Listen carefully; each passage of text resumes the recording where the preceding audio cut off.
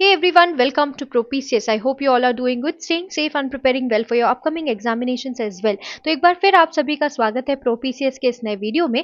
और आज के इस वीडियो में हम बात करने वाले हैं एक मेजर वैकेंसी अपडेट, जो कि एक बहुत बहुत अच्छी अपॉर्चुनिटी हो सकती है यदि आप एक ग्रेजुएट कैंडिडेट हैं। तो यानी अगर आपका ग्रेजुएशन कंप्लीट हो चुका है तो ये वीडियो आपके लिए, आप इसे ध्यान से सुनने की कोशिश कीजिए, क्योंकि आपके लिए बहुत हेल्पफुल हो सकता है। ओके, अगर आप ऐसे कैंडिडेट हैं जिनका ग्रेजुएशन के अलावा पीजी भी हो चुका है, तो भी क्योंकि आप ग्रेजुएट हैं, आप इस पोजीशन के लिए एप्लीकेबल है। And if you are someone who seeking government job opportunities, so then this is a very very very good opportunity for you all. Okay, तो चलिए सबसे पहले हम देख लेते हैं कि वैकेंसी का नाम क्या है। ठीक है, उसके बाद हम सारे डिटेल्स एक के बाद एक पढ़ेंगे। आपको जो पीडीएफ है वो हमारे टेलीग्राम चैनल पर मिल जाएगा। तो टेलीग्राम चैनल के माध्यम से कई सारे जो वैकेंसी अपडेट्स हैं वो हम आपके साथ शेयर करते रहते हैं, तो आप चैनल के माध्यम से हमसे जुड़ सकते हैं। Okay, alright. तो चलिए सबसे पहले देख लेते हैं। ये government of India, ministry of railways और रेलवे रिक्रूटमेंट बोर्ड यानी आरआरबी ने ये वैकेंसी जो है वो रिलीज की है।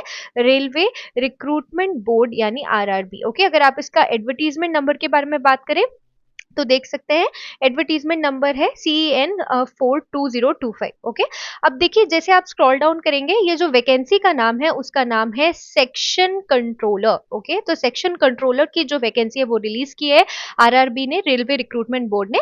हम अब इसके कुछ मेजर एस्पेक्ट्स जो हैं इस नोटिफिकेशन के वो देख लेते हैं, ताकि जानकारी आपको क्लियर हो जाए। और मैं फिर से एक बार कहना चाहूंगी कि आपने अगर ग्रेजुएशन किया है तो ये पोस्ट आपके लिए है। अगर आप मन लगाकर इसकी तैयारी कर लेंगे तो आपका सिलेक्शन पक्का है। लेकिन मैं यहाँ पर एक बात स्पष्ट कर देना चाहती हूँ कि बहुत ज्यादा जरूरी है कि आप अगर अपनी तैयारी को समय दे पाए तो ही इस एग्जाम के लिए इस फॉर्म को फिल कीजिएगा, क्योंकि एग्जाम बहुत जल्दी होगा। नोटिफिकेशन आने के बहुत जल्दी बाद, तुरंत बाद ही जो एग्जामिनेशन है वो आरआरबी से आप एक्सपेक्ट कर सकते हैं। हालांकि अभी कोई भी जो डेट है, एग्जामिनेशन डेट है, उसका कोई ऑफिशियल अनाउंसमेंट नहीं किया गया है। लेकिन as per the record of RRB आपका एग्जाम बहुत जल्द होगा। ठीक है, सबसे पहले हम टेबल ऑफ कंटेंट देख लेते हैं। 57 पेजेस का पीडीएफ है और हम सिर्फ इंपॉर्टेंट एस्पेक्ट जो है इस पीडीएफ के वो देखेंगे। ओके, तो आप एनेक्सर्स में, इंडेक्स में सारे आप देख सकते हैं कि जो जो भी कंटेंट है वो स्पेसिफिकली पेज नंबर के साथ मेंशन किए गए हैं। पैराग्राफ भी इवन मेंशन किया गया है।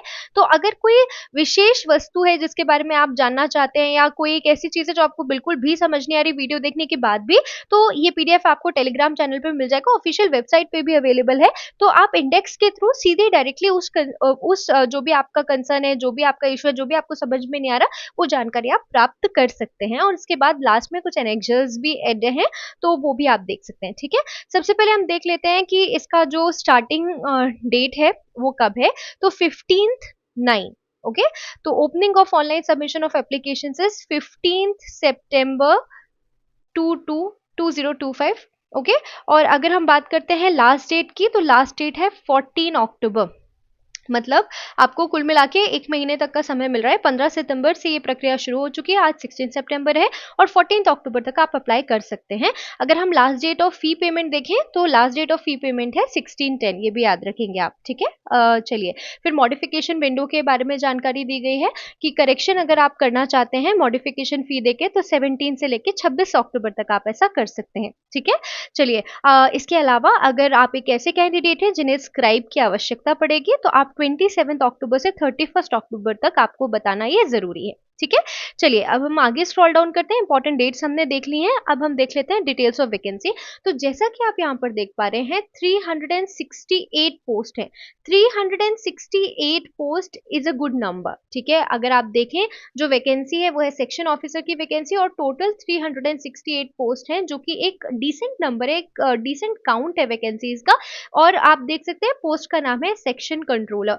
जो अगर आप पे लेवल देखेंगे तो 7th CPC का पे लेवल है, तो 6th लेवल है इन 7th CPC।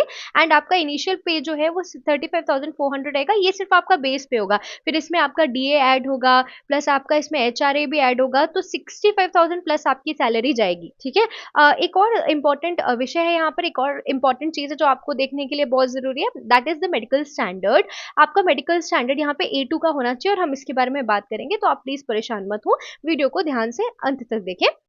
इसके अलावा अगर आप एज के बारे में बात करेंगे तो एज ऑन 1 जनवरी 2026 आपकी एज 1 जनवरी 2026 की अगर आप बात करेंगे 1 जनवरी 2026 को आपकी जो उम्र है वो 20 से 33 वर्ष के बीच होनी चाहिए, उससे आगे नहीं होनी चाहिए। ठीक है, अब अगर आप टोटल वैकेंसीज देखें 368 जो हमने ऑलरेडी डिस्कस कर लिया है। ठीक है, अब हम स्क्रॉल अप जैसे आप स्क्रॉल डाउन करेंगे आपको इंपॉर्टेंट इंस्ट्रक्शंस जो है वो दिखेंगे। सबसे पहले हम देख लेते हैं कि जो रिजर्वेशन है वो क्या कितना मिलेगा। तो वो भी यहाँ पर लिखा हुआ है कि हर कैटेगरी को जो रिजर्वेशन है SC ST EWS EW EBS और PWBD उन सबको एज रिलैक्सेशन और फी कंसेशन मिलेगा, वो यहाँ पर लिखा हुआ है। ठीक है, इसके अलावा यहाँ पर ये भी लिखा हुआ है कि आप जो भी सर्टिफिकेट प्रेजेंट करते हैं, मानिए कि आप EWS कैटेगरी का सर्टिफिकेट है, बेनिफिट लेना चाहते हैं, रिजर्वेशन लेना चाहते हैं, तो आपके पास प्रॉपर सर्टिफिकेशन का होना बहुत बहुत जरूरी है। अगर किसी भी समय आपके पास प्रॉपर सर्टिफिकेशन नहीं पाए जाएंगे, आपका सिलेक्शन हो जाता है, CBT के बाद यहाँ पर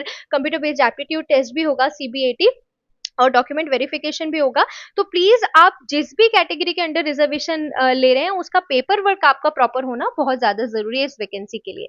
ठीक है, चलिए अब हम आगे बढ़ते हैं। यहाँ पे लिखा हुआ है the shortlisting for CBAT shall be to the extent of 8 times the vacancies. इसका मतलब क्या, देखिए सबसे पहले तो आपका एक कंप्यूटर बेस्ड टेस्ट होगा, single stage computer based test, और उसके बाद कंप्यूटर बेस्ड एप्टीट्यूड टेस्ट होगा। एक बार आपका कंप्यूटर बेस्ड टेस्ट CBT होगा, और जितने लोग CBT में क्वालिफाई करेंगे और कितने लोग करेंगे, यहाँ पे लिखा हुआ है shortlisting for CBAT shall be to the extent of 8 times. जितनी वैकेंसीज है 368 इंटू 8 कर लीजिए आप, उतने लोगों का यहाँ पर चयन हो जाएगा CBT में। ओके, ऑलराइट, अभी इसके बाद डॉक्यूमेंट वेरिफिकेशन और मेडिकल एग्जामिनेशन जो है वो 1:1 जो रेशियो है, रेट है, उस पर होगा RRB के लिए। ठीक है, चलिए अब आप जैसे स्क्रॉल डाउन करेंगे तो कुछ जनरल इंस्ट्रक्शंस हैं जिसमें लिखा हुआ है कि आपके सारे जो डॉक्यूमेंट्स हैं उन सब का प्रूफ प्रॉपर आपके पास होना चाहिए। ठीक है, एक और महत्वपूर्ण बात जो यहाँ पर आपके लिए देखना जरूरी है, those awaiting results of the final examination for the prescribed qualification are not eligible and hence should not apply.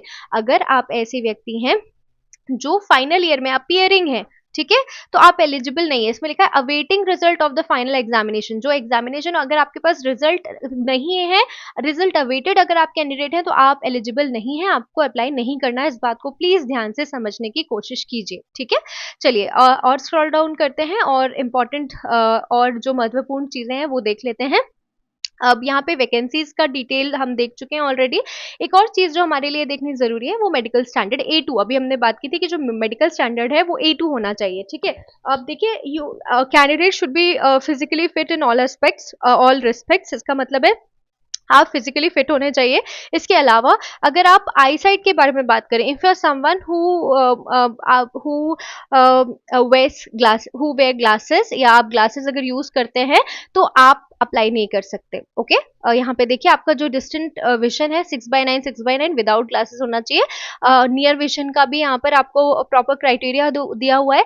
तो जब आप CBAT के लिए अगर आपको शॉर्टलिस्ट किया जाएगा तो आपको अपना आई चेकअप का सर्टिफिकेट जो है वो सबमिट करना पड़ेगा। ठीक है, और अगर आपका जो मेडिकल स्टैंडर्ड है वो A2 नहीं होगा तो फिर आपको CBAT के लिए अपेयर होने नहीं दिया जाएगा। ठीक है, ये बात आपको याद रखनी है। इसके बाद अगर हम एज लिमिट की बात करें, हम देख चुके हैं एज लिमिट।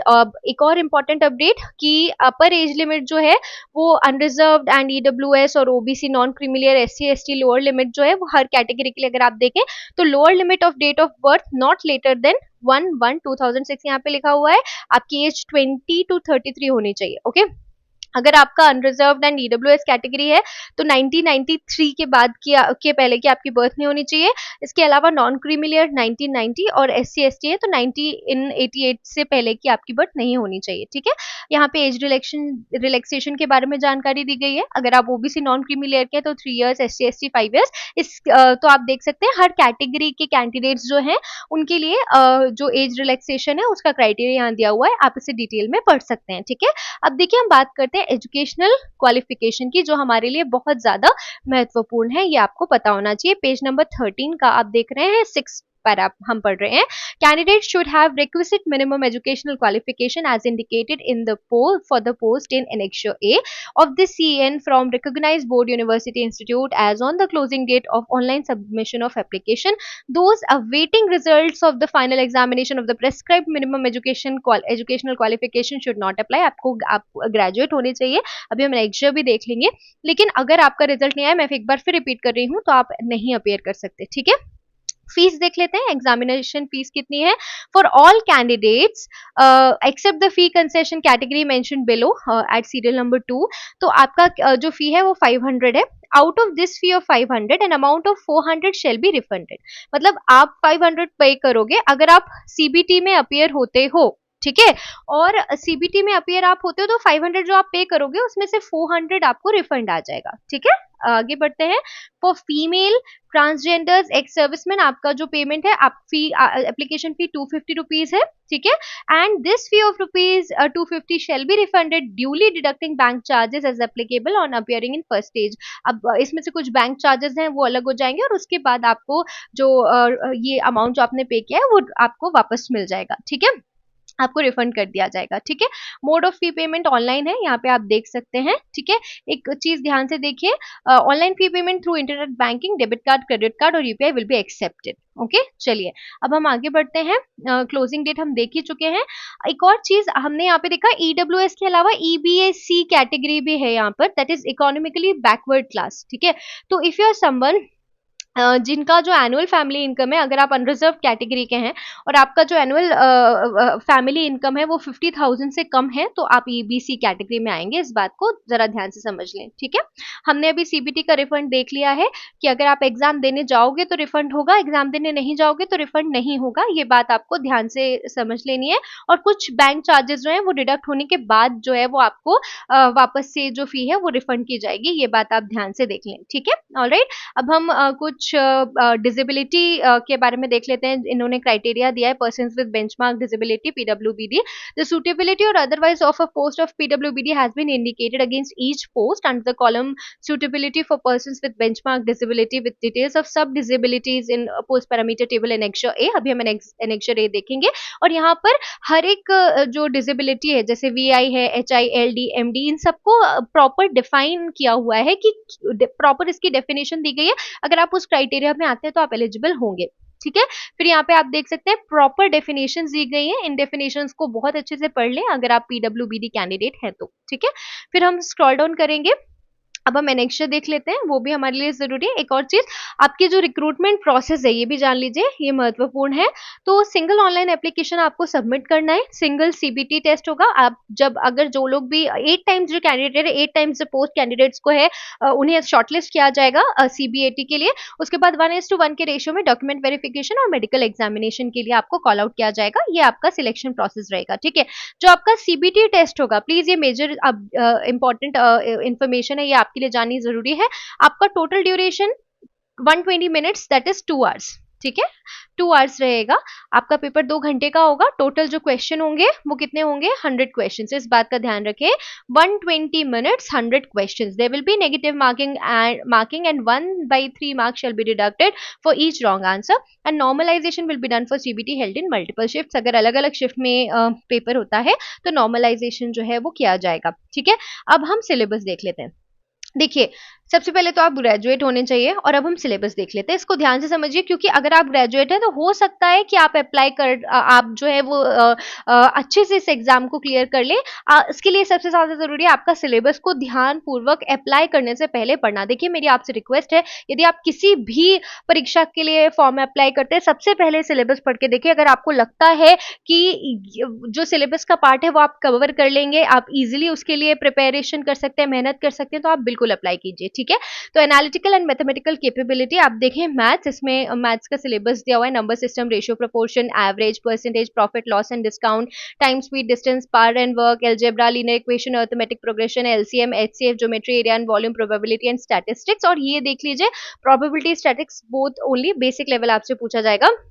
देखिए, अगर आप मैथमेटिक्स का सिलेबस देखें तो लगभग अगर आप किसी भी कॉम्पिटिटिव एग्जाम की तैयारी करें तो ये बेसिक मैथ से इतना आपको आना चाहिए और वही आपके सिलेबस में भी है। इसके अलावा डेटा एनालिसिस एंड इंटरप्रिटेशन और logical capability, reasoning, reading comprehension और मेंटल रीजनिंग होगी। ठीक है, हमने देख लिया है टोटल नंबर ऑफ क्वेश्चंस का। अगर आप डिस्ट्रीब्यूशन देखें तो मैथमेटिकल कैपेबिलिटी के 60 क्वेश्चंस होंगे।